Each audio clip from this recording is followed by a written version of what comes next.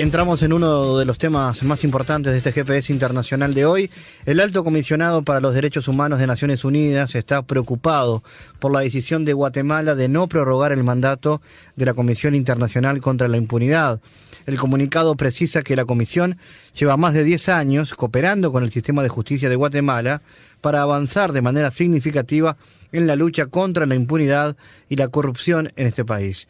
La semana pasada, el presidente de Guatemala, Jimmy Morales, anunció que decidió no renovar el mandato de dicha comisión, creada por el acuerdo de este país y la ONU en el año 2006.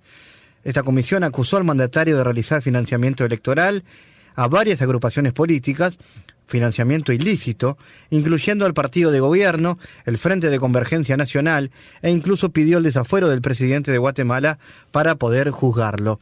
Estamos en contacto con el politólogo Luis Guillermo Velázquez. Él está allí en Guatemala. Queremos conversar con él sobre este y otros asuntos. Velázquez, ¿qué papel ha jugado esta comisión en la política de Guatemala hasta el momento? Buenas tardes, Fabián. Buenas tardes, Radio Escucha. Muchas gracias por la invitación.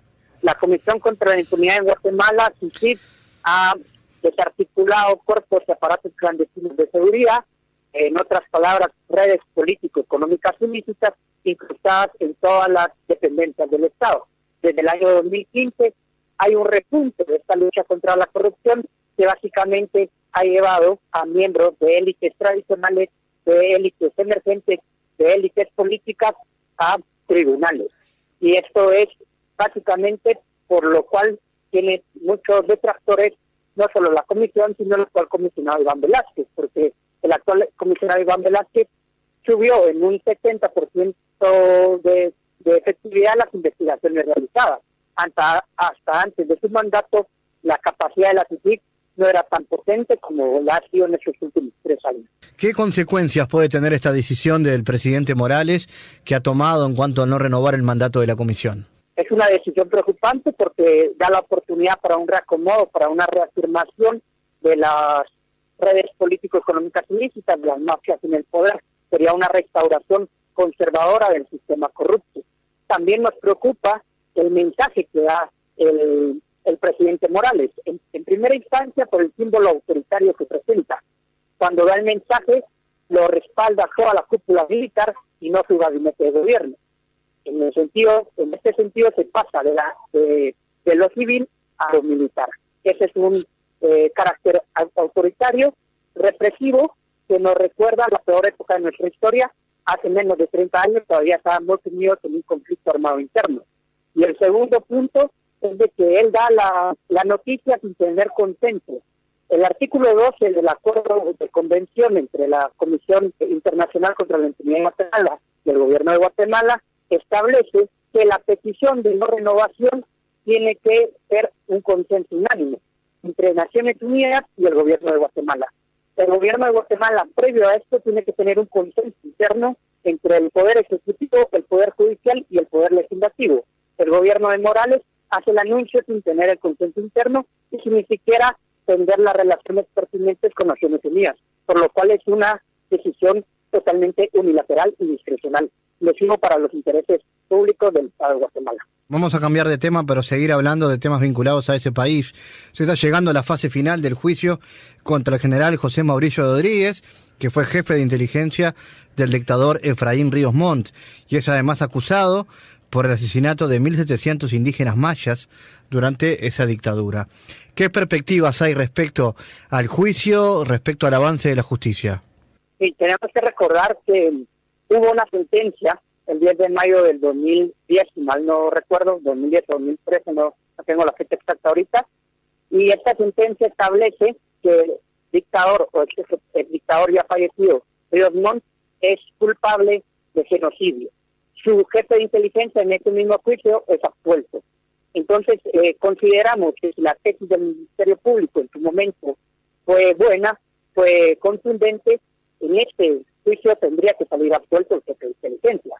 A no ser que retome todas las declaraciones, todas las declaraciones de los testigos sobrevivientes de la masacre y del genocidio, y el tribunal considere que son suficientes para poder condenar al jefe de inteligencia de Ríos Montt, Mauricio Rodríguez, lo cual sería reafirmar que la sentencia del 10 de mayo era una sentencia a derecho, donde básicamente reconoce el Tribunal de Sentencia que en Guatemala sí hubo genocidio, sumado a que esa sentencia fue votada precisamente por el cabildeo político que hicieron las élites económicas, que en gran parte fueron los financistas del ejército en aquella época genocida en el país. Luis Guillermo, la idea es, para quienes no conocen este episodio realmente triste y fuerte de la historia reciente de Guatemala, este asesinato de 1.700 indígenas, recordar algún elemento, cuándo fue y cómo fue este episodio.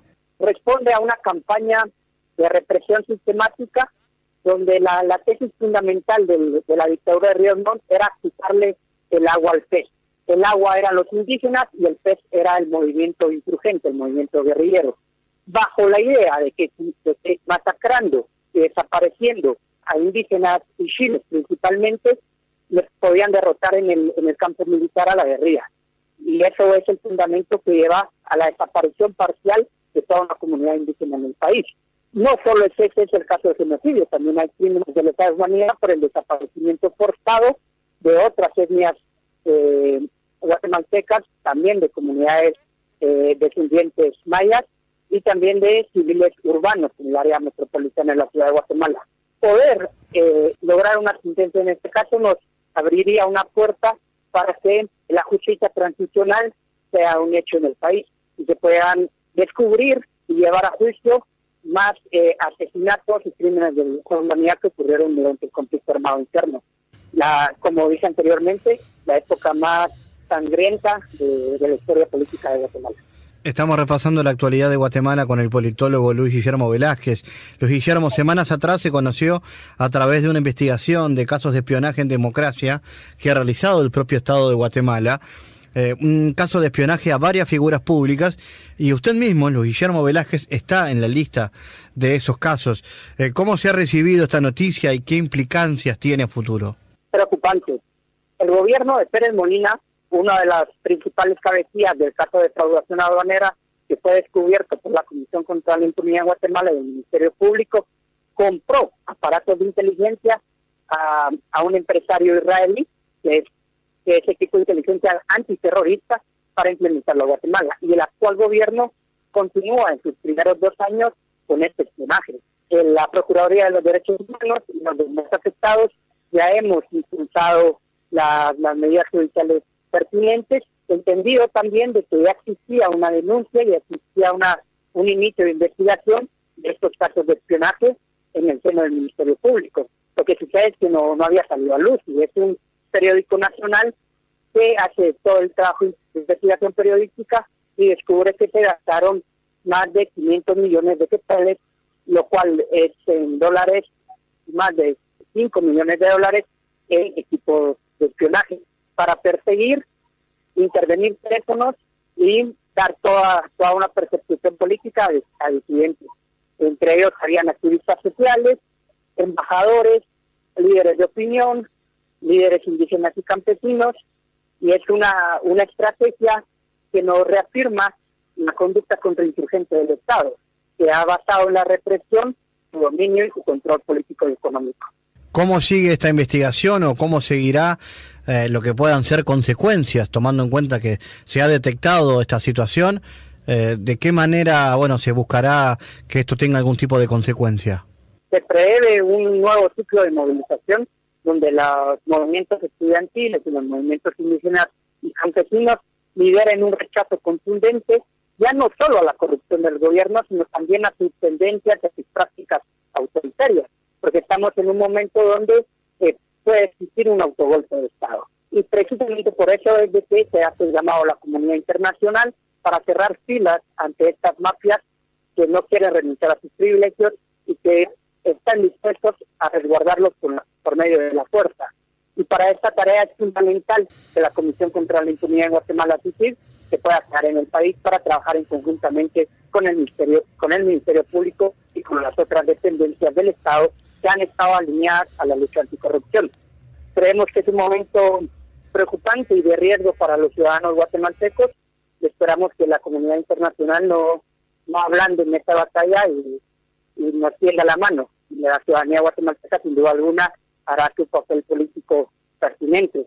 Pero es una tarea de todos. Antimafias que no solo son nacionales, sino que tienen carácter transnacional, ligados con el crimen organizado, el narcotráfico, que afecta no solo a los países centroamericanos y a México, sino también a los países del sur. En algún momento dado, en la transición y en toda la movilidad de la droga se hacen desde Colombia hacia Estados Unidos. En ese sentido, creemos de que es una lucha no solo guatemalteca, fundamentalmente regional. Luis Guillermo Velázquez, desde Guatemala, ha sido un gusto tu contacto aquí en GPS Internacional. Muchas gracias.